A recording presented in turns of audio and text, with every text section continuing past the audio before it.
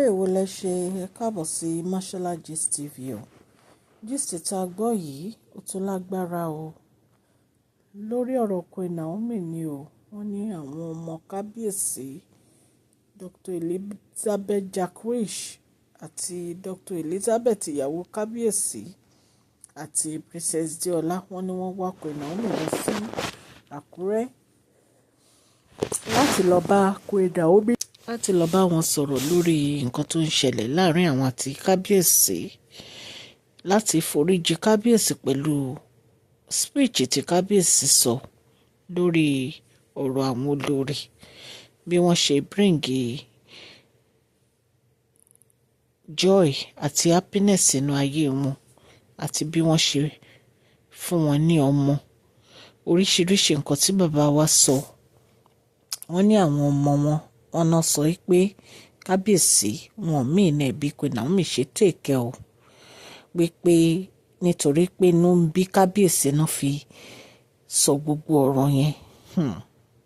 Ẹ̀yin èèyàn lé nǹkan tá a gbọ́ nìyẹn allegedly tán ní àwọn ọmọ Kabiyesi sọ fún wọn. Wọ́n ní bí Kabiyesi ṣe jáde nínú ìgbélé tí wọ́n wà ni wọ́n ti sọ fún Princess Diola kí wọ́n wá Queen Naomi lọ́kàn lọ bá Queen Naomi sọ̀rọ̀. Ẹ̀yin èèyàn lé, ẹ̀yin náà rántí ìgbà tí Kabiyesi ṣe event kan nígbà kan ní launching ìwé tí wọ́n lọ launch tí wọ́n invite Kabiyesi. Ṣé mọ̀ pé nítorí pé Queen Naomi grant interview pé àwọn fẹ́ jẹ́ bride tí ọkùnrin máa gbé níyàwó. Nǹkan tí ó mú Kabiyesi sọ àwọn ọ̀rọ̀ yẹn ń gbà yẹn nìyẹn pé àwọn ìyàwó àwọn wọn beautiful, àwọn ò lè fi àwọn ìyàwó àwọn sílẹ̀. Ẹ rántí ọ̀rọ̀ yẹn tí Kabiyesi sọ ń gbà yẹn tó di wàhálà gan láàrin àwọn àti Queen Naomi. Wọ́n ní ọ̀rọ̀ yìí wọ́n ní kì í ṣe ọ̀rọ̀ kékeré o. Wọ́n ní Queen Naomi ní ó ti sú àwọn o, wípé àwọn fẹ́ move forward o, wípé kí Princess Diola bá wọn bẹ Kabiyesi kí Kabiyesi yọ̀ǹda àwọn, wípé àwọn ò fẹ́ jẹ́ part of family àwọn Ògúnwùsì mọ́, wípé àwọn ò fẹ́ jẹ́ part of family àwọn olórí yìí mọ́, wípé àwọn ò fẹ́ wà lára àwọn olórí Kabiyesi mọ́, wípé kí Kabiyesi yọ̀ǹda àwọn, kí Kabiyesi yọ̀ǹda àwọn, wípé nítorí ó ti sú àwọn pátápátá.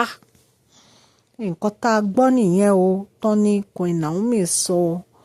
Wọ́n ní Queen Naomi ní kì í ṣe owó ní gbogbo nǹkan, wípé àwọn fẹ́ happiness àwọn fẹ́ ìfọ̀kànbalẹ̀ fún ara àwọn, wípé látìgbà táwọn ti fẹ́ Kabiyesi ìjà àwọn olórí yìí ní lọ́tún lósì, àwọn olórí yìí máa ń jà, wọ́n máa wá nǹkan tí ò sọnù kiri, wípé àwọn ò fẹ́ wàhálà, wípé ká ní àwọn mọ̀ pé Kabiyesi máa fẹ́ yàwó báyìí ilé àwọn ni àwọn ò tiẹ̀ ní fẹ́ Kabiyesi.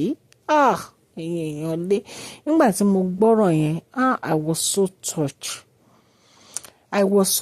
Tó bá jẹ́ pé lóòótọ́ ni gist yìí tá a gbọ́ yìí o, allegedly o, I was so touched pé ṣé mọ̀ pé mo dẹ̀ ń fi ojú wo Queen Naomi pé báwo ni wọ́n ṣe máa feel lóòótọ́ naturally.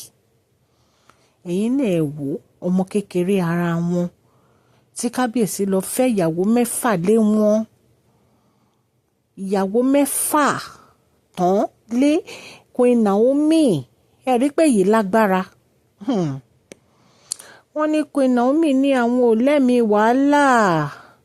Ẹ̀mẹ̀pá àwọn olórí yìí wọn ò dúró, wọ́n sì ń ṣe gbogbo àwọn nǹkan tó náà ń ṣe o. Wọ́n sáré kiri lọ́tún lósì ni láti fight kí Queen Naomi má wá sínú palace.